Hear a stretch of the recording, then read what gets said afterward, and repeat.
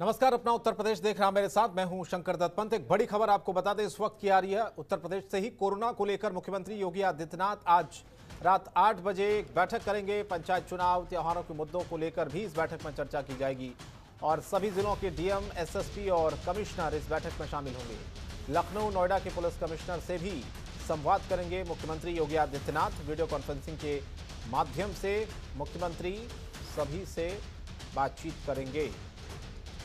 तो पहला विषय ये रहेगा, कोरोना जिस तरह से फैल रहा है उसको किस तरह से कंट्रोल किया जाए, और दूसरा विषय जो इस में चर्चा जिस पर आज हो सकती है वो ये कि पंचायत चुनाव को लेकर, इसीलिए सभी जिलों के डीएम, एसएसपी को आज बुलाया गया है और वीडियो कॉन्फ्रेंसिंग के माध्यम से भी मुख्यमंत्री योगी आदित्यनाथ आज संवाद करेंगे।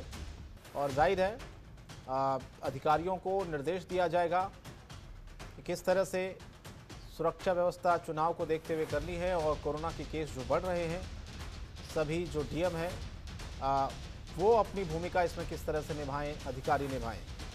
अवनीश हमारे संवाददाता इस खबर पर फोनलाइन पर जुड़ रहे हैं ज़्यादा जानकारी के लिए। अवनीश, 8 बजे ये बैठक होगी मुख्यमंत्री योगी आदित्यनाथ की। डीएम और एसएसपी सभी जिलों के और कमिश्नर भी बताया जा रहा है कि इस बैठक में शामिल होंगे। क्या यही मुद्दा रहेगा, पंचायत चुनाव को लेकर किस तरह से सुरक्षा व्यवस्था रहे, और दूसरा कोरोना के जो केसेस बढ़ रहे हैं, उत्तर प्रदेश सरकार फिर से अलर्ट हो गई है पूरी तरह से कि केसेस उत्तर प्रदेश में कम से कम न बढ़े, इसको लेकर तैयारियां मुकम्मल हो। क्या कुछ और एजेंडा इस बैठक का हो सकता है? जी बिल्कुल, देखिए पंचायत चुनाव की तैयारियों और कोरोना, खासतौर से कोरोना का मामला और होली के त्यौहार को सही तरीके से संपन्न कराने के लिए मुख्यमंत्री योगी आदित्यनाथ ने आज बड़ी बैठक बुलाई है। और इस बैठक में सभी डीएम, एसएसपी के साथ सभी मंडलों के कमिश्नर भी शामिल होंगे, सभी एडीजी जोन के अधिकारी शामिल होंगे। तो तमाम ऐसे अधिकारी जुड़ेंगे जो कहीं न कहीं कानून व्यवस्था और सुरक्षा से जुड़े हुए हैं।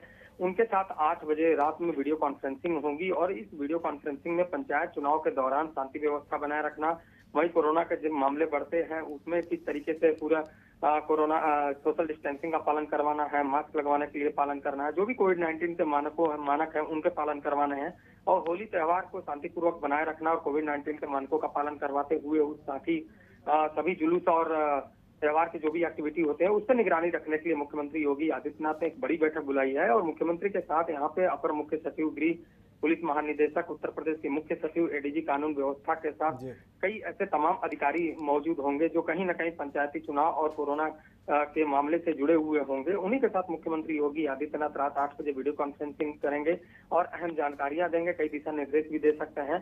खासतौर पे जो होली का त्यौहार आ रहा है उसमें किस तरीके से शांति व्यवस्था बनाए रखनी है, क्योंकि अमूमन देखा जाता है कि पंचायत चुनाव के दौरान आपसी रंजिश के चलते कई बार हिंसक घटनाएं होती हैं।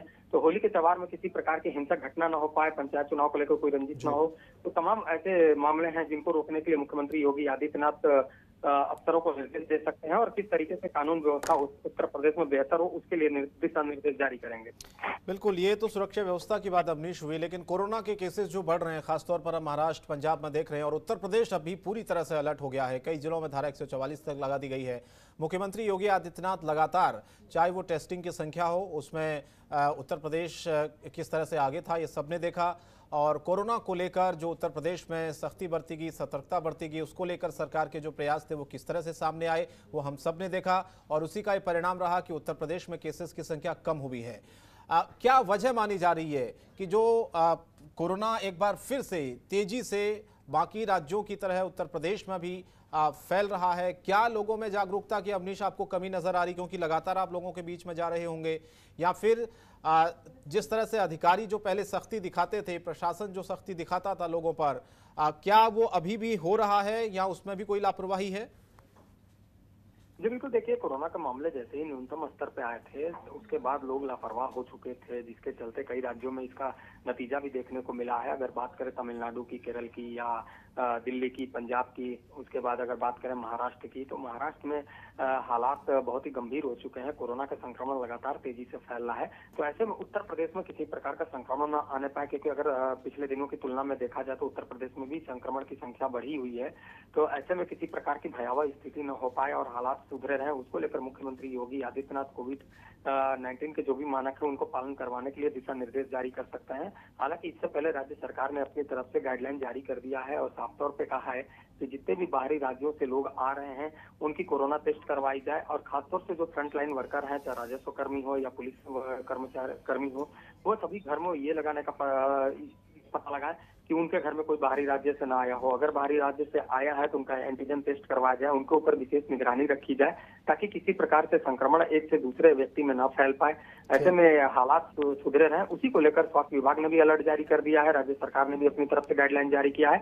और पूरी ग्राउंड रिपोर्ट क्या है इसको लेकर मुख्यमंत्री योगी आदित्यनाथ तमाम स्वास्थ्य विभाग के अधिकारियों के साथ आज बातचीत करेंगे और तमाम जनपदों के डीएम और सीएमओ के साथ भी बातचीत करेंगे और उनको दिशा निर्देश भी जारी करेंगे। चलिए, बहुत बहुत धन्यवाद अवनीश इस तमाम जानकारी के लिए।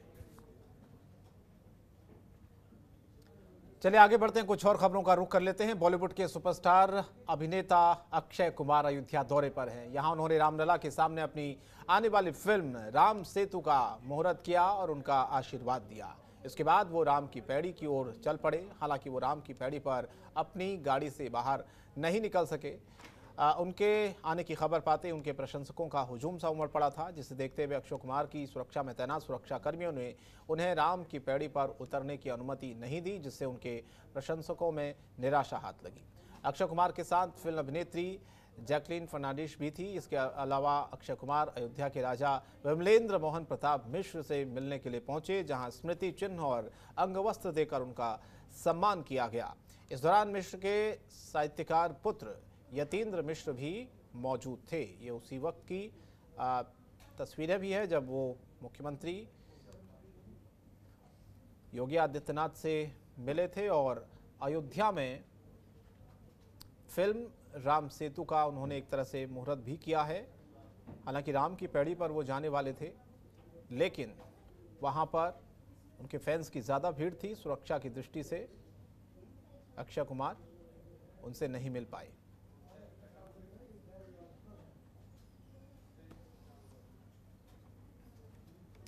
उत्तर प्रदेश सरकार के सफलतापूर्वक 4 साल पूरे होने के अवसर पर 19 से 24 मार्च तक प्रदेश मुख्यालय और सभी जिलों में विभिन्न कार्यक्रमों के आयोजन का निर्णय लिया गया है। मुख्य सचिव राजेंद्र कुमार तिवारी ने जानकारी देते हुए बताया कि 19 मार्च को मुख्यमंत्री की अध्यक्षता में प्रेस वार्ता, 4 वर्ष पूरे होने पर तैयार की गई फिल्म का अवलोकन, गीत का विमोचन, प्रदेश स्तरीय विकास पुस्तिका का विमोचन और विभिन्न कल्याणकारी योजनाओं की प्रदर्शनी का आयोजन होगा। सभी जिलाधिकारी प्रत्येक कार्यक्रम स्थल के लिए मुख्य विकास अधिकारी, अपर जिलाधिकारी, उप जिलाधिकारी स्तर के अधिकारी को नोडल अधिकारी नामित करेंगे और इस आयोजन में वृद्धावस्था पेंशन, प्रधानमंत्री जन आरोग्य योजना, दिव्यांगजनों को ट्राईसाइकिल वितरण की जाएगी। तो 19 मार्च को मुख्यमंत्री की अध्यक्षता में एक प्रेस कॉन्फ्रेंस होगी। क्या कुछ काम 4 सालों में हुए हैं, 4 साल पूरा होने पर एक फिल्म का अवलोकन किया जाएगा जो कि तैयार की गई है, गीत और प्रदेश स्तरीय विकास पुस्तिका जिसका विमोचन भी किया जाएगा। इसके अलावा कल्याणकारी योजनाओं की प्रदर्शनी का आयोजन किया जाएगा। कौन कौन सी योजनाएं सरकार ने दी है। आयोजनों में वृद्धावस्था पेंशन, निराश्रित महिला पेंशन को दिया जाएगा और सबसे बड़ी बात प्रधानमंत्री जन आरोग्य योजना, दिव्यांगजनों को ट्राईसाइकिल का वितरण का कार्यक्रम। 20 मार्च को प्रदेश के सभी विधानसभा क्षेत्रों में जनसभाओं का आयोजन रखा गया है। मुख्यमंत्री पर्यटन संवर्धन योजना का शिलान्यास और लोकार्पण भी किया जाएगा। 21 मार्च को ग्रामीण क्षेत्रों में विकास कल्याण मेलों का आयोजन किया जाना है। 22 मार्च को मिशन शक्ति के अंतर्गत सम्मेलनों का आयोजन होगा और 23 मार्च को युवाओं के कौशल विकास और उद्यमों की योजनाओं का लाभ देने के लिए इसका अवलोकन होगा। 24 मार्च को प्रदेश के सभी विकास खंडों में रोजगार मेलों का शुभारंभ होगा। प्रवासी श्रमिकों को सुरक्षा योजना की जानकारी भी दी जाएगी। इसके अलावा आयुष्मान योजना के अंतर्गत कार्ड वितरित किए जाएंगे। आगे बढ़ते हैं। राजधानी लखनऊ में मास्क न लगाना अब भारी पड़ेगा। ये लापरवाही बरतने वालों को मेडिकल स्टोर पर दवा नहीं दी जाएगी। वहीं चारबाग स्टेशन और लखनऊ जंक्शन पर बगैर मास्क के दिखने वालों से रेलवे प्रशासन 100 रुपये जुर्माना वसूलेगा। ये सख्ती संक्रमण काबू में करने के लिए की जा रही है। मेडिकल स्टोर पर दवाई खरीदने के लिए मास्क लगाने की अनिवार्यता का कड़ाई से पालन होगा। लखनऊ केमिस्ट एसोसिएशन ने बैठक के बाद ये घोषणा भी की है। जिम खाना क्लब में हुई कार्य समिति की बैठक में थोक और फुटकर दोनों विक्रेता थे। आपको बता दें कि कोरोना के मामलों में भी इजाफा हो रहा है। इसी को देखते हुए अब बिना मास्क लगाए किसी भी व्यक्ति के साथ कारोबार नहीं किया जाएगा। ये व्यवस्था फुटकर और थोक दोनों बाजारों पर लागू रहेगी। बाजारों में समय समय पर सैनिटाइजेशन भी किया जाएगा। दवा कारोबारियों को टीकाकरण के लिए प्रेरित भी किया जाएगा।